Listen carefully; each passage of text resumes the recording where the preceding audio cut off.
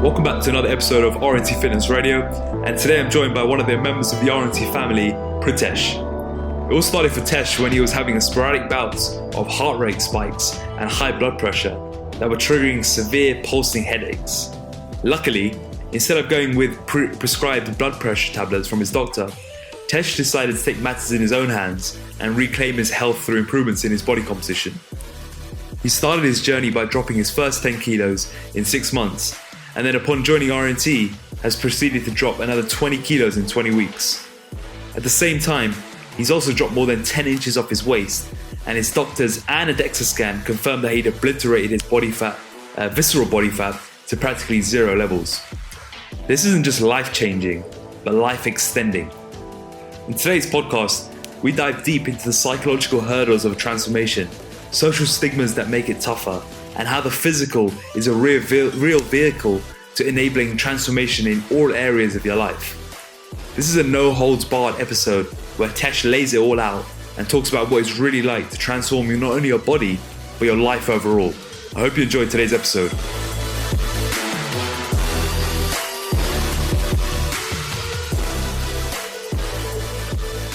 Cool, so how's your training going right now? Yeah, good. I've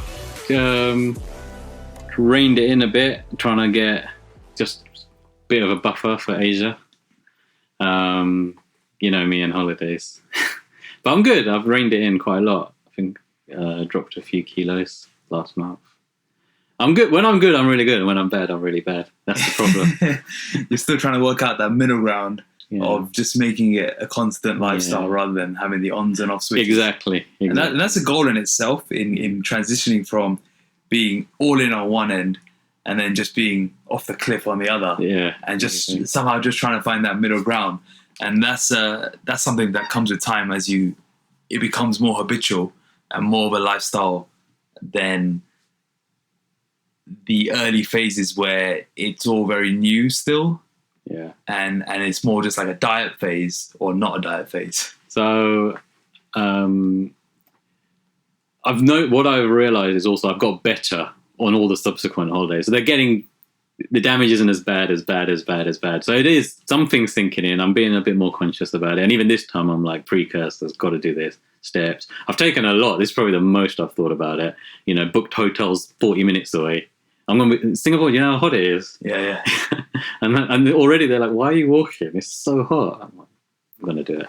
And just tell me, tell the listeners some of the precursors that you've got lined up for this trip, because I think it's a really important part in setting yourself up for success when you're doing lengthy travel trips. And from my understanding, you're away for a couple of weeks as well. It's not just a short, short. I'm out for nearly a month this time. Yeah. So I think the first thing is remember I actually put it to the forum. I kind of wanted some ideas. I wanted some reassurances, see if anyone else has been through anything similar, any tips they wanted to share. But myself, what I decided was, first of all, I wanted to get the steps in. That's the first thing, make sure the activity is there. For that, I booked hotels that are sort of 40, 45 minutes away. Just looked up stuff far. So I'm just walking to work every day, walking back, definitely, try and clock in 10, 12 hours in a day. That way, I picked hotels that had good gyms, good swimming pools, where I can do some training. That's the intention, whether it happens or not. But yeah, I'm taking obviously resistance bands and all that as well. But I know there's decent gyms where I've booked. So I had options to book really nice hotels, and I was just like, no, I've gone for the ones with decent gyms. I've taken travel scales, not for food. I've taken them before, but bodyweight scales, and I've never done that before. And I'm someone that I'm good at reining it in usually. So I kind of didn't want to go away for 3 weeks and then go, wow, look at this damage. I kind of want to track it in real time. If it gets that, if 3 bad days, try and rein it in on, for another 3-4 days and then go again. And so just be a lot more aware of it. So, that's the thinking. So I've got a little travel scale. I think it was someone in the forum, is it Shiv or someone? Yeah, it was Shiv who did the same, and he got it from another one of our clients, Adam, who was away for 8 weeks. Yeah. And he said one of the best things he did was weigh himself on a daily basis. Yeah. because you haven't got the normal control you normally have. Yeah. But if you can still keep an eye on your metrics, that's it. then you can just subconsciously change your behaviors accordingly. Exactly. So I saw that post. I bought that little scale, and it was just whatever I'm doing. If your weight's getting out of hand quickly, something's wrong. So I don't need to know what's wrong. It's obviously you're letting it get out of hand, or the steps aren't enough, or you're eating too much, or whatever. So yeah, I'm hoping that that's going to be the key one. Cool. So right now you're staying relatively lean year round for the most part. Yeah. But it wasn't always like this. No.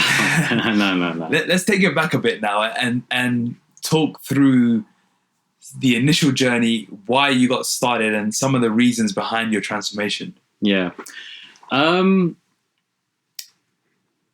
guess I'm going to tell you why I kind of joined with you guys. I guess I'm what I would describe as, now looking at all your transformations, I guess just I fell into the sort of typical. I found myself relating to all these transformation photos I kept seeing.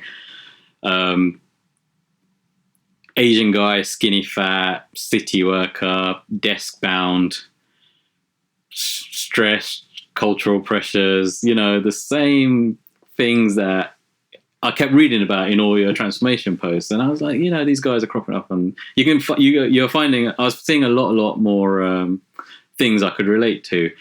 And I had it in the background. I don't know if you remember, but I spoke to you way before I actually signed up with you. I was looking for some old posts, and I think we spoke a lot before. And I think it was just an inquiry. So I guess subconsciously, it's there. It's in my mind that it's something I need to do, but or I'm inquisitive enough to find out more about it, but didn't really sort of do anything with it. And I've always been, I guess, chubby, a big guy. I've done dieting before as well, and I've been quite successful at it, but it's just whatever's in fashion, crap you read, keto and 5-2s and fads, right? I read that, that looks good, I'll do that. And then I've lost weight quickly, and then I've thought, I've done it now, and then it's shot back up and then some. So I've just been through these kind of cycles, but it was all nothing serious. And generally I've been a big guy. And just so you know how big, what were your stats at the beginning? I mean, I've maxed out at 102. At what height? This height. Well, I know what height you are. Yeah, I was 5'10". Yeah. So yeah, I've been 102 kilos max, but I've always hovered around sort of 90 kilos. Okay. 85 to 90. I think just before I signed up with you, so it was basically I came back from a trip from the US and a lot of food again, and I think when I got back I was around 90 kilos, and I was like, wow, and I mean, the weight I've never really paid too much attention to. I wasn't even someone that tracked it, to be honest. I'm one of the guys that weighed myself every 3 months or something. So you don't realize. But I was getting out of breath, and, just tying your shoelaces is a pain. And that kind of, you see little things kind of running up the stairs is painful. So just little things were in the back of my mind anyway.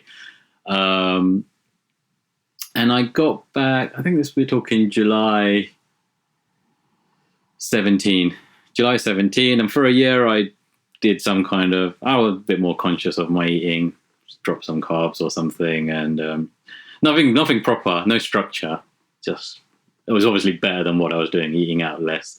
And I think I dropped about 10 kilos myself. I got to around 80, 81, 82. Now this is Feb 18, and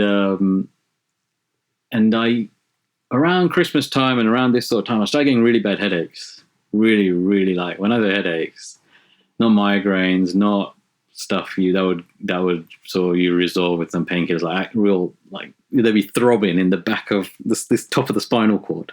Like I'd feel like my head was about to explode. I was like, this ain't right. Something weird's kicking off here. And they were troubling me. And also there was times when I'd feel real bad chest pains. And I'm just like sitting like this with you. Like I'm not exerting myself in any way. It wasn't triggered by running or anything, just watching TV. So this is weird. And then we had my dad had the old blood pressure. I mean, we always mess around with that. I think it's my buzz. And we put it on, and it's like, wow, this is, your blood pressure is really high. And I was just sitting there. I was like, really?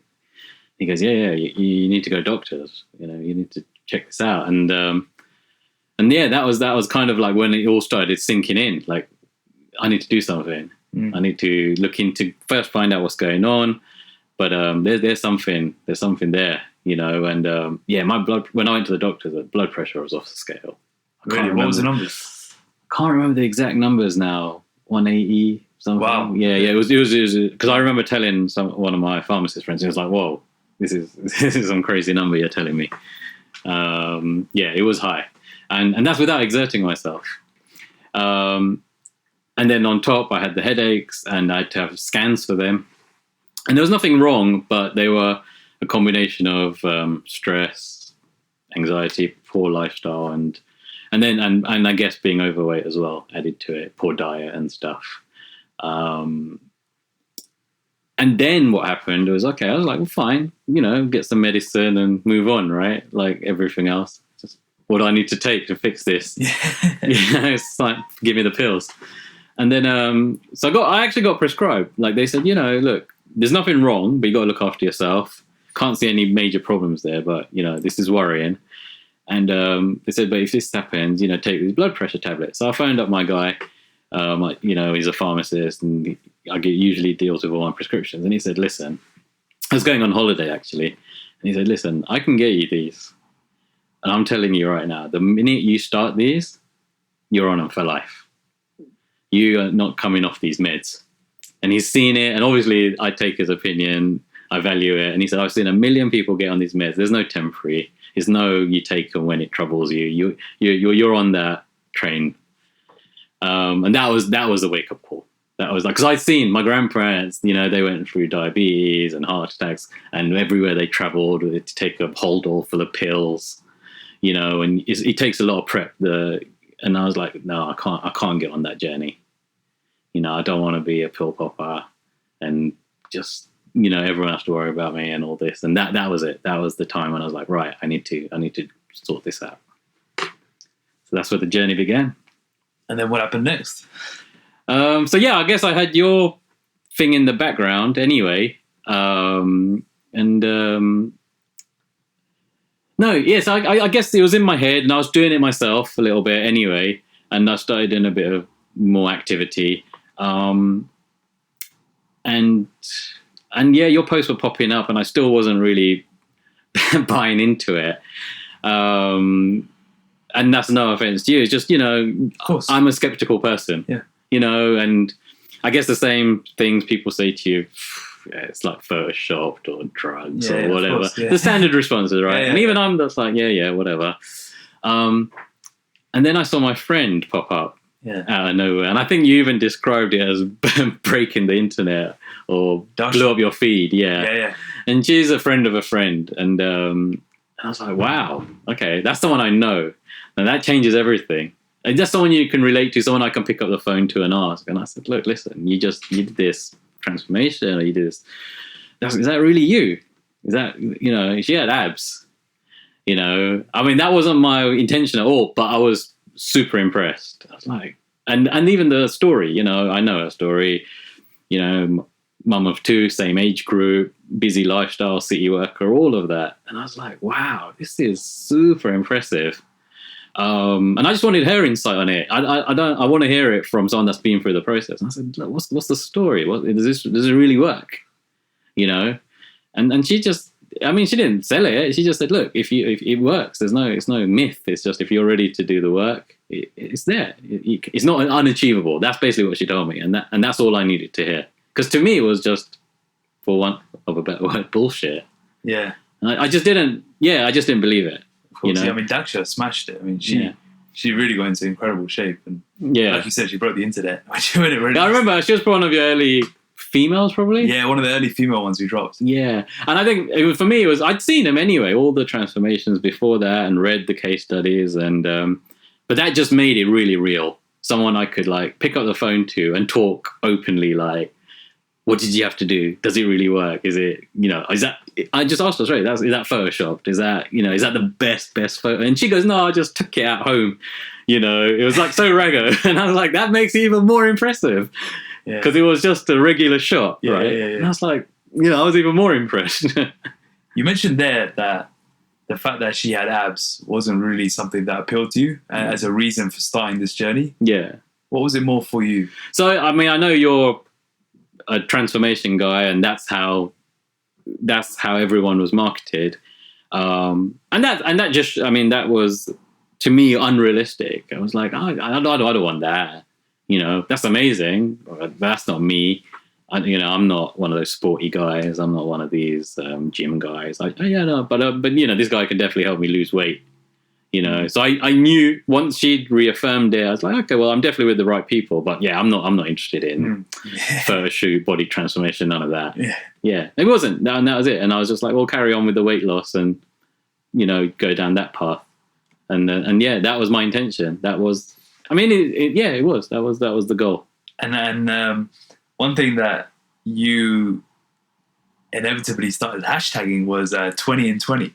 Yeah, because, after the 20. Yeah, after you dropped the 20, because your weight loss was very consistent. I mean, it was almost like clockwork. Every week you checked in, it was a kilo down. Yeah. Without fail, pretty much straight for 20 weeks. Yeah, I think I even remember in the middle of it saying, is this going to slow down? And you said, yeah, it slows down towards the end. It is, but I think even right at the end, it was still consistent. And what do you put that down to? Because you're someone who lives that busy city lifestyle. How are you able to maintain that intensity and consistency for so long? When you say that, I don't think even now I don't think, I'm one of these guys that went hard. I didn't feel deprived. I just did what you said. This is exactly what I wanted to hear. Yeah, but that's the point. I just did what, I was like, I asked a lot of questions, I think even as soon as you sent everything over, I was like already saying, oh, can I change this? Can I change this? And yeah, I remember that. Yeah, and I was like, okay, no. I mean, now looking back, I know what I did and what was right and what was wrong. But on reflection, what would you say were some of the keys to your success there? Yes, okay. So how you provide the nutrition plan. Yeah. And already I'm thinking, oh, no, I'm going to change this and that. But I think when I look back over those 20 weeks, I kept most of it the same. And now looking back, I was thinking, as much, I'm saying I changed it, but I didn't. It was still salmon and eggs in the morning. It was still chicken and rice. So if I'm keeping most of it the same, I'm thinking it's flexible, but I'm not really. So I'm thinking that was a big key in it. And I didn't find it, for me personally, it wasn't deprivation. I like eating that stuff, and it just fitted into my lifestyle and tastes. I fitted the gym into my routine. The hardest thing was, and you've mentioned it, getting it all in the day, the steps. And I never thought that I'd have to do steps. And I think lists as well. I remember when I started and I was reading everyone's case study, and everyone was like, I do it twice a week, and I was doing 3 times a week. And you're like, yeah, you're going to do it 7 times a week. I'm like, but no one else does it that much. And I was like, really? and I did it. But yeah, I think the biggest thing was just trying to fit it all in the day. That was the challenge. And now again, looking back, that's a big skill, like just time management and working out how to get it all. Like it was, I did it, and at the beginning it was a struggle, but I still got it. But now it kind of just fits in with my day. Yeah, it's a hugely transferable skill. Yeah. When you've got so many things to master during a body transformation, you got the steps, the training, the meal prep, the food, fitting that all in. And then afterwards, when you're in more of a maintenance phase, you've now unlocked so much more time. Yeah. And it just goes to show how many hours there are in the day that you're probably wasting before, or you're not using it effectively to move forward. Yeah, well, just coming back to that, I'm just going to skip ahead a little bit. So what I realized, I unlocked all the time, and then I reverted.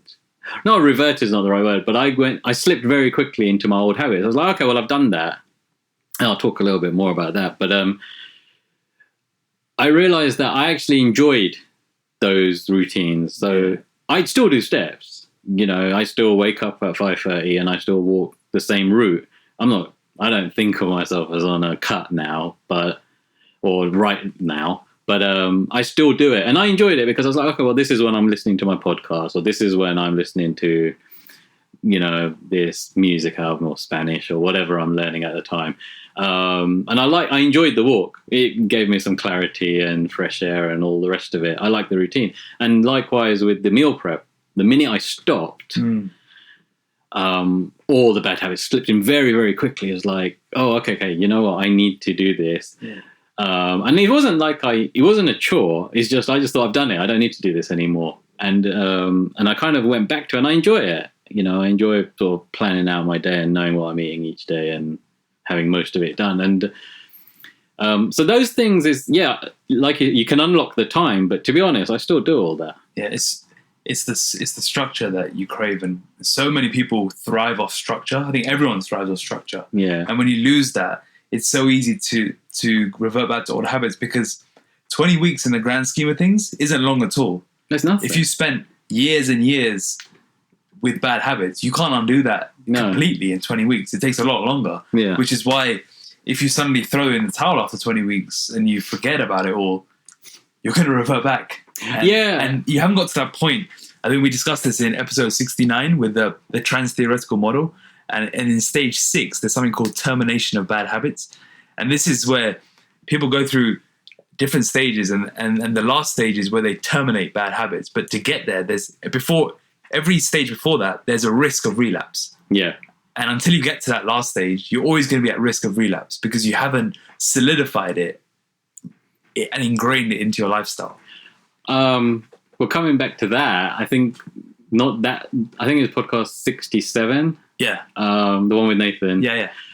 Where what I found after listening to that, now looking back, what I did was I still made, and I think a lot of people do this, I made the goal, and it wasn't intentional, it was a single point in time. It's a wedding, or it's a birthday, or it's a holiday. And for me, it was, I was flying out the next day. And I think I said to you that, it doesn't matter. Whatever I weigh in it, that's it. I'm done on that day. Yeah. But what that was doing was saying, well, I'm done. Yeah. It's finished. Training's finished. I'm going to go crazy. And that was it. I've paid and the journey's over. And now looking back, listening to that podcast, I'm like, you can't have a single point in time, because you're lost once it's finished. Yeah. It's done. And then where do you go from there? Yeah, it's a checkpoint. And you have to think of it as in it's a checkpoint and on to bigger and better things. But my mindset was, I'm done, I've finished, and now I'm going to go eat.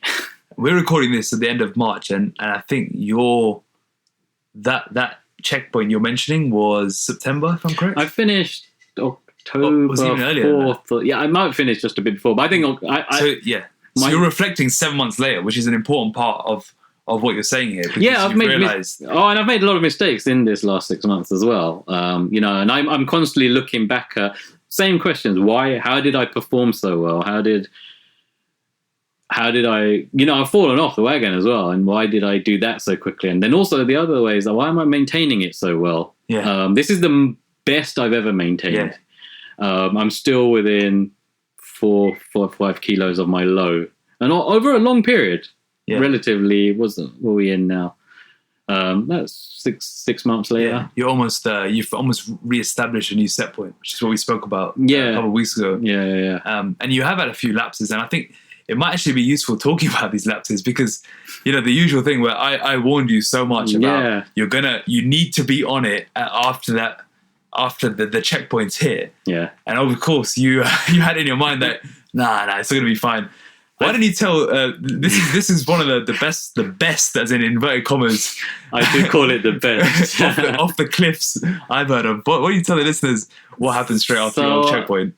I mean, let me give it a bit of context. I'm a foodie, right? and like of all places, I'm going to San Sebastian. That's not even a normal holiday. You're going to food Mecca, right? You're going to the Michelin capital. So I'm like, I'm done. I'm definitely eating, Akash. We're finished, right?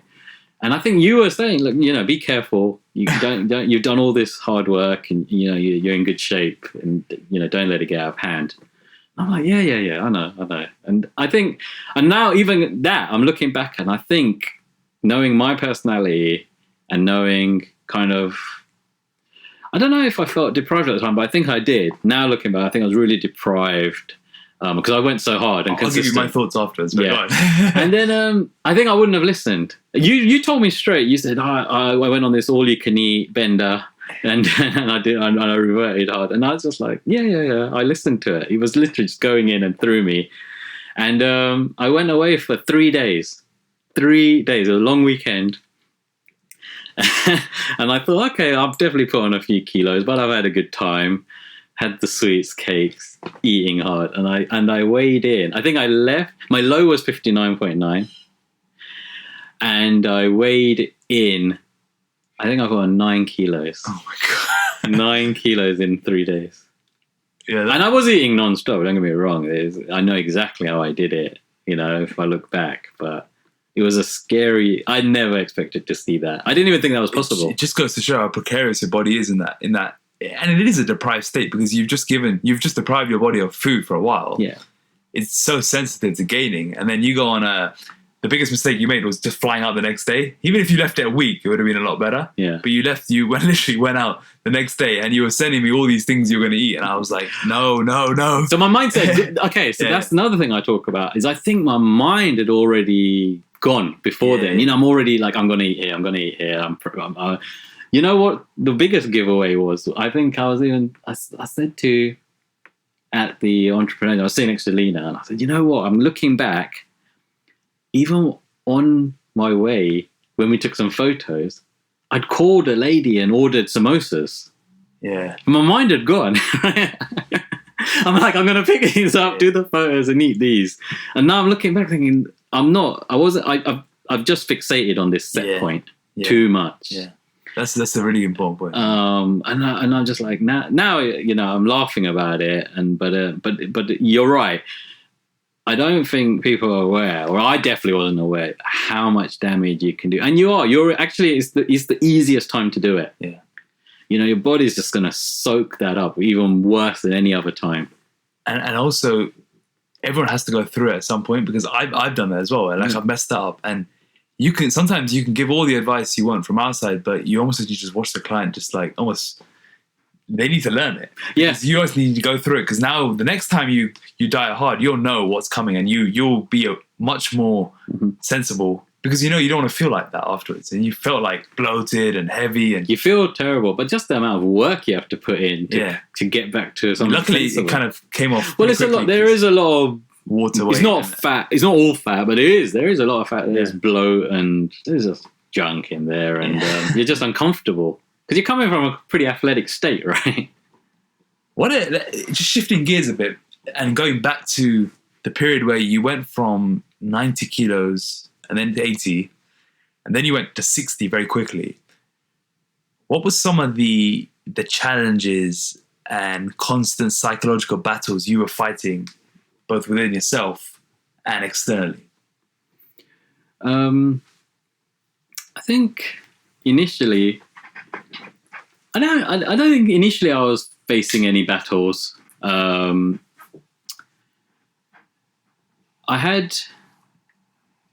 just trying to think. I think initially I kind of was just already on that journey. I had like my own, I'm quite competitive. I had my own pressures to, make a success of it. I was like, I really want to do this. I was determined. So I guess you create a lot of pressure for yourself. Accountability. I told a few people, so you don't want to embarrass yourself. So you create a bit of pressure. But I didn't really face any kind of issues and then the irony is I didn't face it until I did really well, and I know you've written an article about it, and it was the whole social stigmas in our culture, and that was the sort of I'd never experienced it to that really. I had it was everything you wrote about in your article. I just had a lot of people saying, oh, wow, you've lost too much weight. What are you doing? Are you ill? are you mental? I had, I mean, you met my mum and dad, you know, they were even saying it on that day. My mum was in tears, crying, literally crying. Like, what's wrong with you? What's going on? And they thought something else is going on. I mean, I was going through some other personal stuff as well, and they just attributed it to I was starving myself, or I said, this is intentional. I'm meant to be dropping weight here, right? But no one could see it. No one could believe it. And it's almost like I'm being punished for doing it so good and quickly. You know, I was like, I'm happy that, wow, it's dropping off, piece of cake. And then, but you're getting punished for doing it too quickly. If it was gradual and everyone saw it, it's almost like they wouldn't have said nothing. And the fact that, you know, I see someone 3 months later and they're like, what's wrong with you? They're trying to literally shake me and say, eat. And that's it. And then when I reflected, I felt like I'm being punished, you know. And I had banter. I had some crazy things that's being said to me as well. But yeah, generally it's just people are like, okay, or they'll, you know, in a nice way, the nicest thing, they'll be like, enough's enough, mate. Come on, you know, you've done it. You're good now. And how did that affect you? Did it affect you, or did you just kind of brush it off? No, like seeing your mum cry because you're losing weight. Yeah, and what did that do? Well, two things, right? One, my willpower's not strong, as I've demonstrated anyway. So it's like almost like it's not the right thing to say to me. Yeah. So I wasn't mentally strong enough to deal with it initially. You know, you're like, am I doing something wrong? Am I really getting ill here? You know, you start doubting. Like, no one likes this. Everyone's worried. Am I in the wrong? Yeah. So many people are telling me, like, is this right, what I'm doing? Am I actually making myself ill here? You know, everyone's like, that's not right. You shouldn't be doing this. And so you'd start doubting the process. You start doubting the journey you're on. And that's weird. And that's bad. Now looking back, I'm like, you know, it was a very clear goal. You know, I didn't plan on losing that much weight, but I'm definitely happy that I did. I feel good. But yeah, you start doubting yourself. So that was the biggest problem. And then I heard it, and then I kind of I had some good friends around me. I had people that trained with me, and they were even stopping other people, saying, you know, you need to understand. You know, this is the intention. It's intentional weight loss, and also, come on, you know. Some of it's jealousy or some of it's banter, but you can really you can put someone off, and they should be commended. You know, there's for it sometimes. You know, I mean, I was afterwards. I laugh about it, and I'm quite strong about it now, and I joke along with them. But I can also see there must be people that you can really put someone off that journey, or make them regress, or make them stop in their tracks. And people are trying to get you to eat and all sorts, right? I'm like, come on, have a burger. Come on, you need to fatten up a bit. You hear everything. You hear everything. But yeah, like I said, the worst one for me was seeing my mum cry, literally cry. Not once, just constantly. Really? Yeah. Just thinking that they just think there's another issue there in the background, or I'm hiding something. I'm a drug addict or something else. Just you can't be wanting to look like this. You can't be. This isn't normal. There's just it was not comprehensible to people that you can lose that much weight.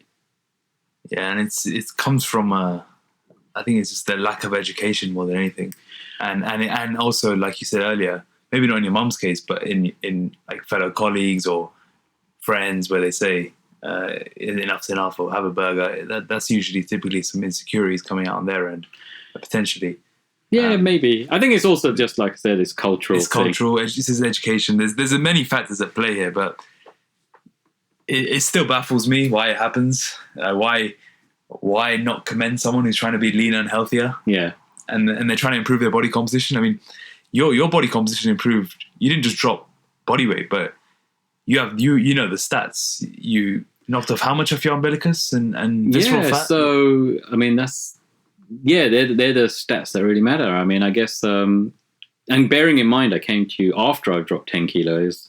I don't know what I began with, but I took more than 10 inches off my umbilicus in like just over 4 months. I mean, that's huge.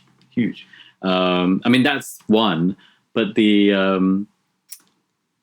I used to measure myself on a body tracks machine. It takes your metabolic age, and you kind of ignore it. But okay, this is interesting. When I started, like the first moment I stepped into the gym after I was getting these sort of bouts of chest pains and headaches, and I think I got on the body tracks. They make you do it initially in your assessment. And the thing is, it said I was like 46. I was 40 at the time, or 41 at the time, and he said I'm 46 years old. I was like, wow, it's like added on 5 years. I was in really bad shape. And as my journey continued, I still kept monitoring it. And I think right at the end, it gave me the metabolic age of 23. Nice. Yeah. And that, that's huge. It's halved. The visceral fat? Visceral fat was, so... You tracked that? It tracked it to... You did DEXAs, didn't you? But I was going to say, I did it, I confirmed it with a DEXA, and it was gone. There was just no... And that's the key. I mean, especially in our community, that's the killer. We have the highest rates of heart attacks and diabetes and all these other horrible things you hear about. And visceral fat's the hidden killer, right? Forget how we look, and I mean, it's all well and good being trim, but it's the fat. That fat is the killer, right? And I didn't even know. I wasn't trying to get rid of that or anything. It just like they said, you know what? There's nothing there. You've got rid of it. I had a massive belly, right? And they're just going, you've just wiped it out. It's like zero. I remember my DEXA I showed you. Yeah, it's literally just this tiny thin outline. I was shocked. I couldn't believe it. And that's life changing. Yeah, 100%. I mean, it's life changing. It's life extending. That's what it is. My life. Okay, I'll tell you another story. So I went because I had to go to the doctors again, and they hadn't seen me for that 3-4 months. So when I went back, and the nurse just nearly fell off her chair. Who's this guy that's just walked in? And they're doing the blood pressure and the heart rates, and they're just like, wow, this is unreal. Because I'm not on meds. It's a complete. It's almost like the number that they saw before is a complete blip. She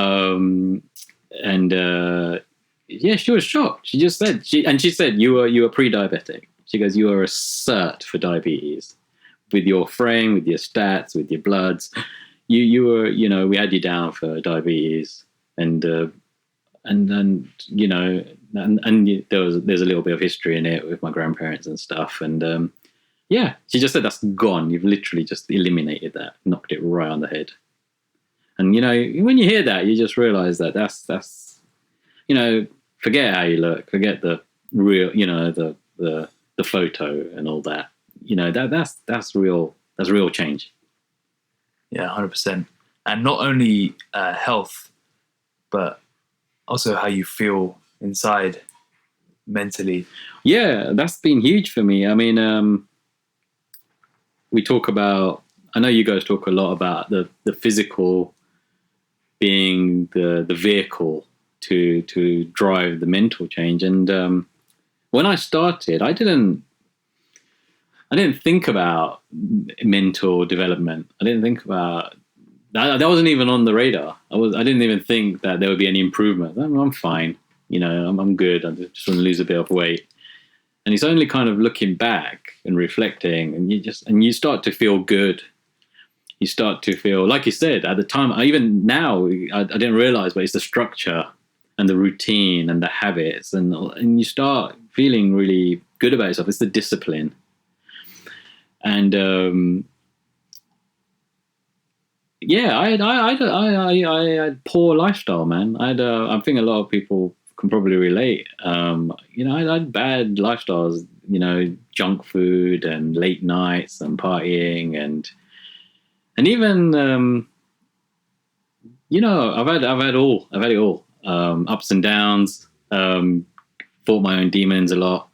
And you don't realize what's driving them. You don't realize what you're craving or what you need to get out of it. I never even sort of sat down and analyzed it, It's just now looking back at the time, I realized how unhappy I was, or something was clearly not right.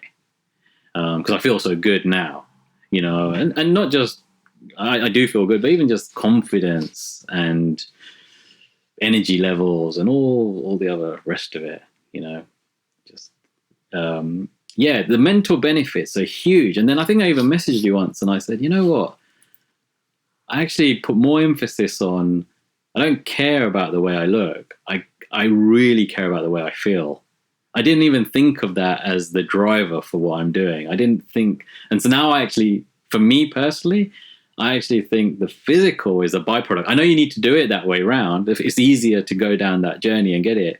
But I actually think the physical is a byproduct. I can carry on with the steps and that. But this I want to maintain. I want to maintain this clean living, this clear mindset, this grateful mindset. You have a zest for life again.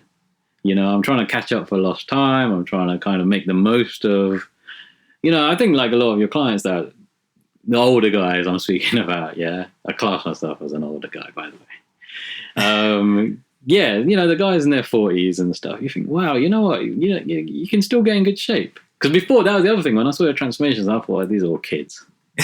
It's all these 20-year-olds, it's easy. I still didn't think it would be me, right? I didn't think you can do it. And so, I'm really appreciative of where I am right now. And it's the big, and it reflects in everything I do. The confidence, the way I approach people, my mindset, just in so many ways I didn't even think about, I think there's two parts to that saying. The physical is the vehicle, but at the same time, the physical is a representation of what's going on in the mind. Yeah. And I see that a lot, where when people are out of shape and they're dealing with a lot of issues physically, it's also coming from a bad place mentally. 100%. And that's why you need to work on both, and you need to maintain both. But I think I'm going to come back to sort of some of the stigmas again. I think you don't recognize them. And now I'm very analytical, and I'm very like kind of keep looking back of why did I let it get out of hand? Why was I like that? And being overweight is just another escape. Like, it's self-medication, right? It's drugs, it's alcohol, it's gambling, it's eating junk food, it's partying. It's you're probably, like in my case, I'm self-medicating anxiety, depression, loneliness. It's this downward spiral. I'm trying to fix a crappy problem with really bad habits. Yeah. And then it's just going down and down and down. And then, of course, I'm lethargic. I'm tired. I've got headaches. But I'm not putting it all together. I'm only now looking back and thinking, I felt really shit. I was in a bad place. I had made poor lifestyle choices, and they'd built up over years. And I know I like crave junk food, still do. but I know I craved it because I used to eat it when I wasn't hungry. Just eating it for the hell of it. It was like go out, party, leave a club, go to kebab shop. But that step even wasn't necessary. Yeah. It's just part of the night. Yeah. So many times that's how you'd end up. And you're like, now looking back, this all just is another outlet. And now I'm thinking, maybe I'm trying to fix something else with another shitty habit. But, there was a lot going on, I think. And it's only now I'm kind of having the sort of clarity of thought. And because I feel so good that, I'm trying to tidy that up. What would you say to people who are where you were a couple of years ago, who don't really know what to do and haven't quite pieced it together and aren't aware of what's happening? I think my advice would be you don't have to really overthink it. I'm only now putting it all together again, putting the sort of pieces together. My initial journey was very simple. It was, get a bit fitter, eat a bit better, drop a few pounds, kilos, and just baby steps. I had to change something though. I just had to get out of that spiral. How we say that, I read, I read The Big Thing, and there's like, the positivity breeds positivity, but it's the same the other way. The negativity is also a spiral. Yeah.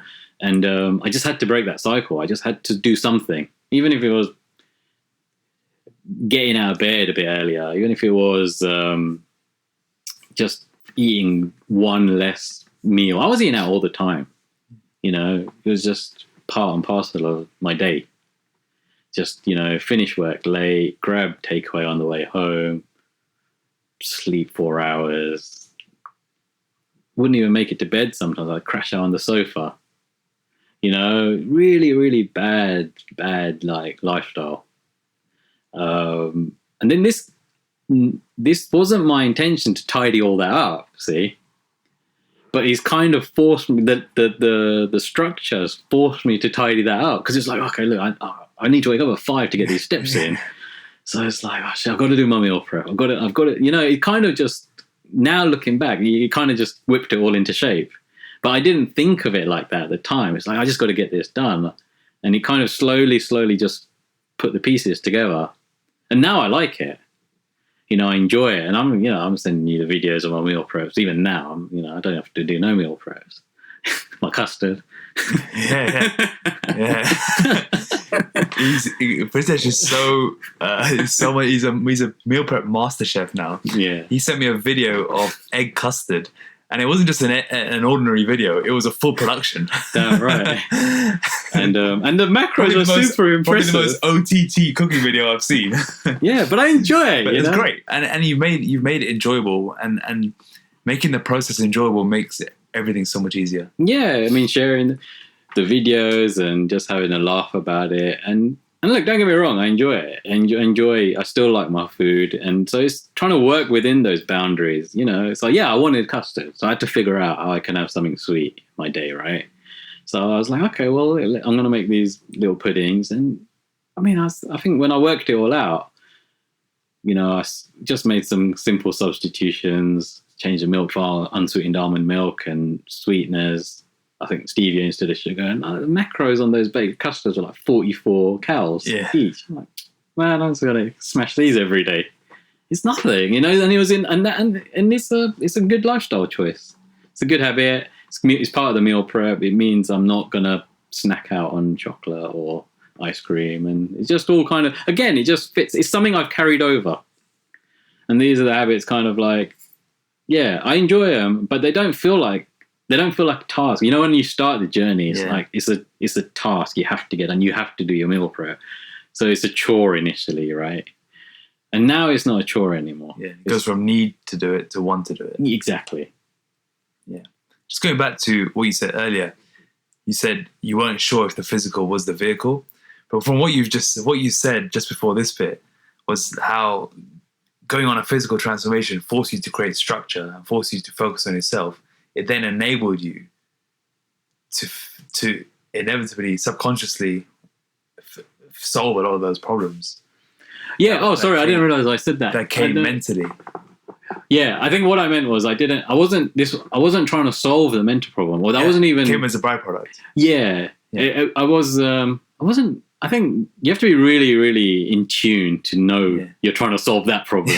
Then you're really on it. Yeah, of course. And then if you actually put a plan in place to solve that, you're really on it. You shouldn't even have that mental problem. Yeah.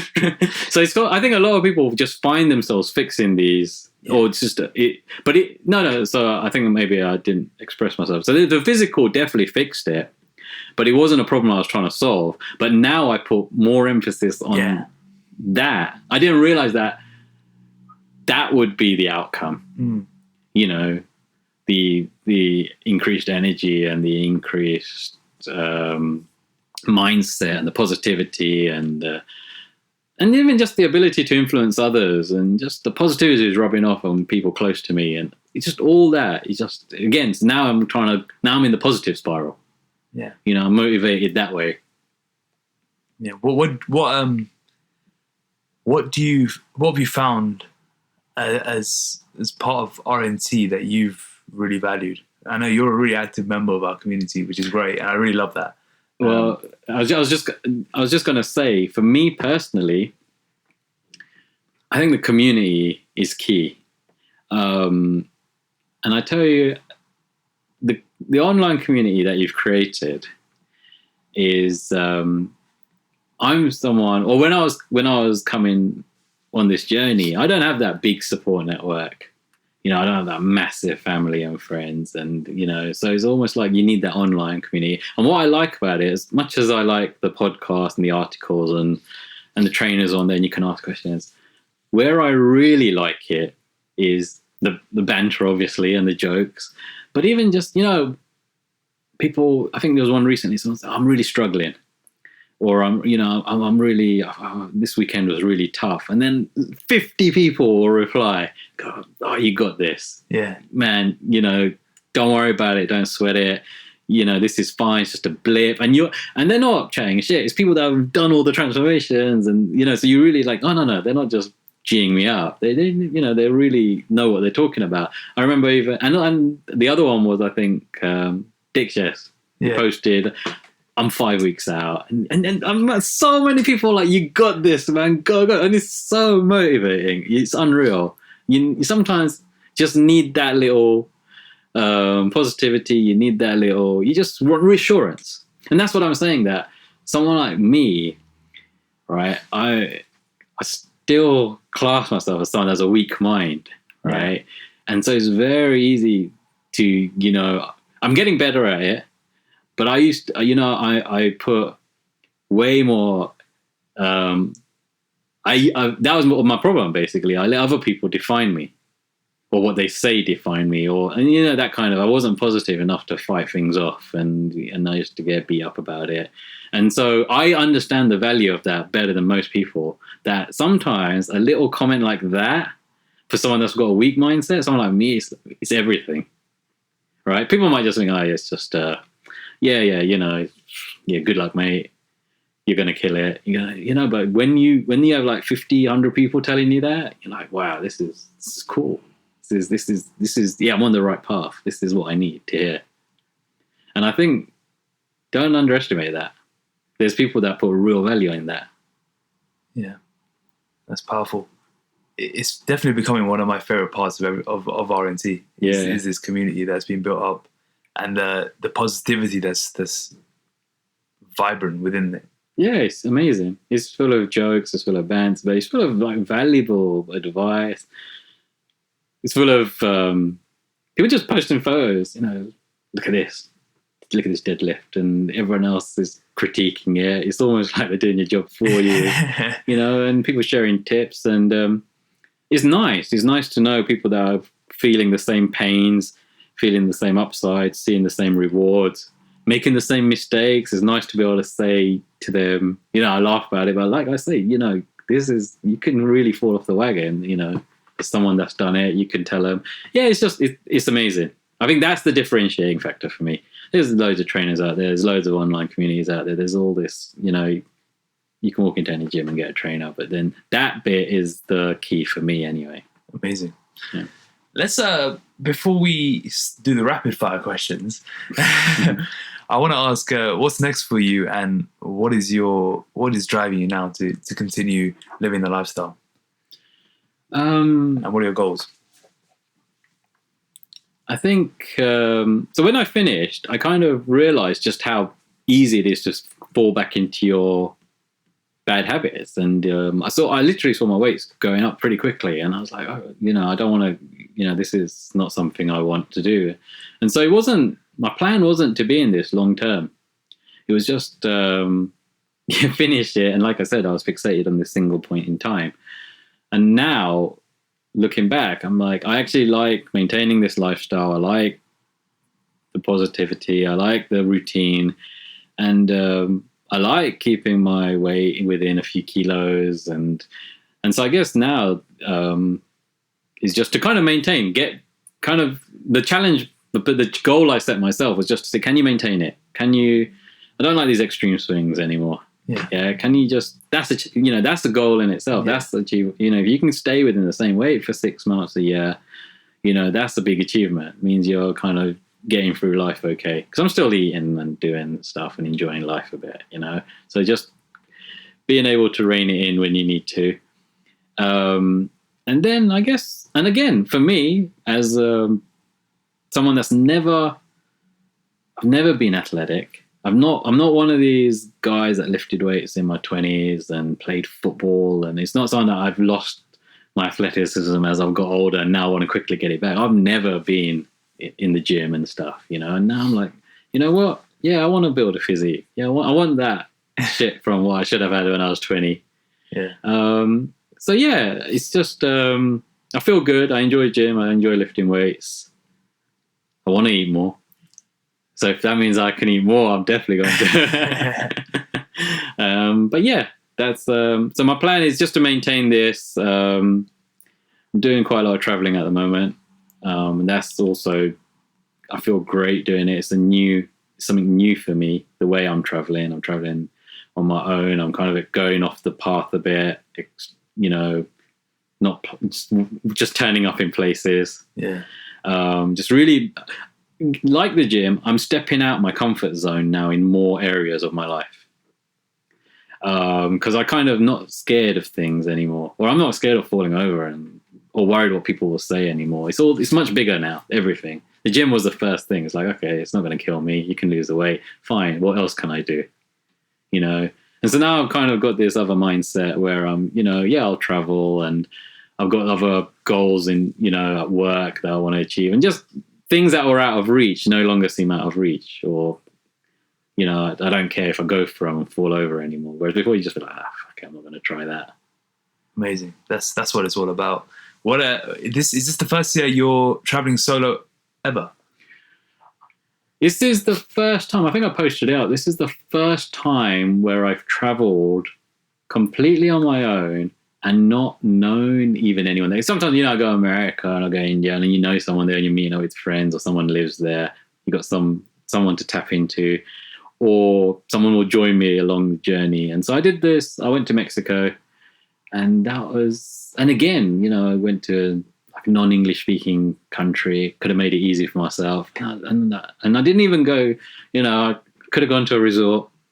I could have gone like Cancun or Tulum or something. You know what? I'm going Guadalajara. I'm going deep. And I just turned up. And even when I got there, I was shit scared. I was like, man, where have I turned up? But it was amazing. It's so liberating. It is, you know, you have, it brings with it some fear, but it's you know, it's nice. Again, and it's just another challenge. It's just something I want to do more of. And it's just stepping out your comfort zone a bit more. Amazing. Let's finish up on some rapid fire questions. First one, which is sticking on the topic of travel. What's your favorite country that you visited? My favorite country, I would say Mexico was amazing, and Colombia. South America, I really like South America. People are cool. It's just got a nice vibe about it. They like to party, like to dance, like to eat. Good weather. Yeah, I love it. Love the culture. Love the people. Awesome. And following on from that, which is the country that you're most looking forward to traveling to, or is on your bucket list? Wow, bucket list. I want to do, so again, and now I've got the more physical side of me. I really want to do Machu Picchu in Peru, maybe next year. Try and do more of South America, but build in some physical activity. Yeah, great. And now, as you're a foodie, and you're actually a legitimate foodie, a lot of people say they're foodies when they're not, but you're someone who really knows good quality food, and you know the chefs and the different herbs and spices and all sorts. So what would be your favorite ideal meal? My favorite meal? Yeah, your favorite. What is your ideal meal? Oh God, that's a hard one. That's a very tough one. I love Japanese food, and I love just how intricate it is and the skill that goes into producing good Japanese food.